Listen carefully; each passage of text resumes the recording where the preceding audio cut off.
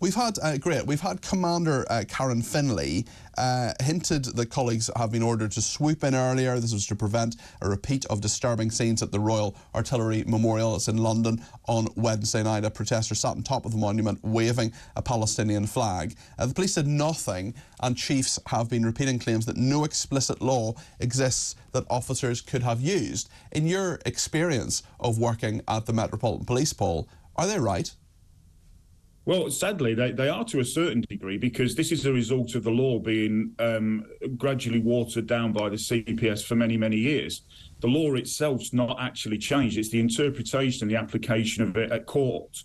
For example, when I was doing public order, you could arrest somebody for breach of the peace, take them to court and have them bound over.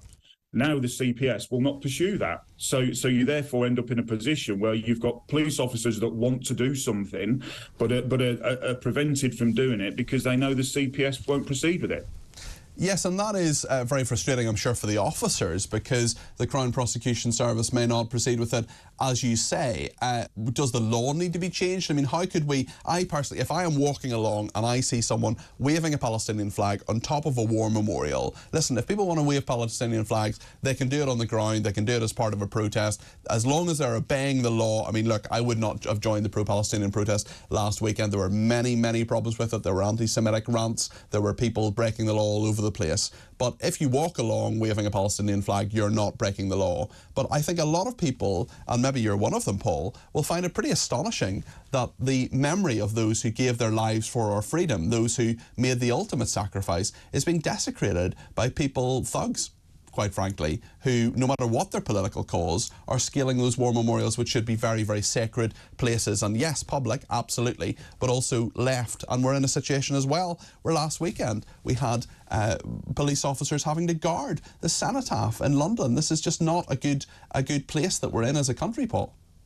I couldn't agree more. I mean, you've got, like you say, you've got war memorials. They are absolutely sacrilege. They're our most sacred things.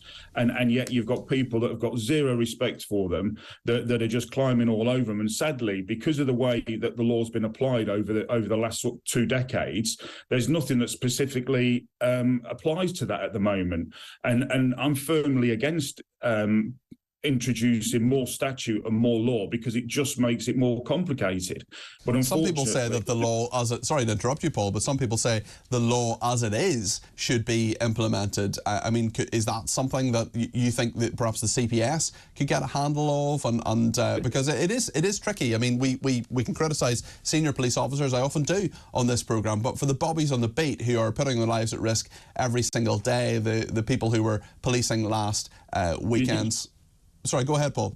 Sorry, yeah, you've got to appreciate that the bobbies on the beat, the position they're in, they've been told that if they take somebody off a war memorial for breach of the peace, which it is, as soon as they get them on the ground, that breach has ceased and therefore they must be released.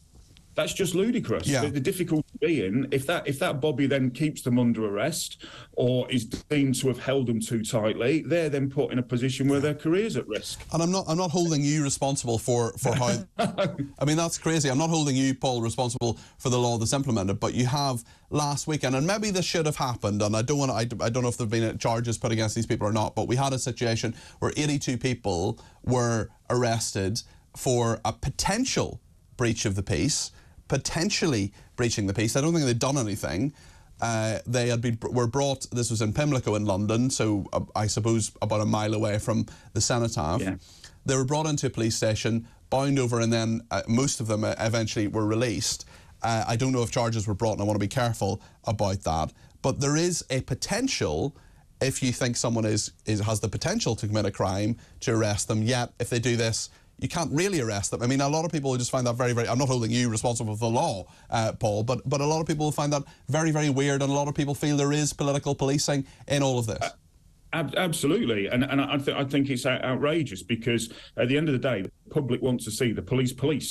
They don't want to see them stood there talking nicely to somebody whilst they're desecrating a war memorial or misbehaving. They want to see the police do their job.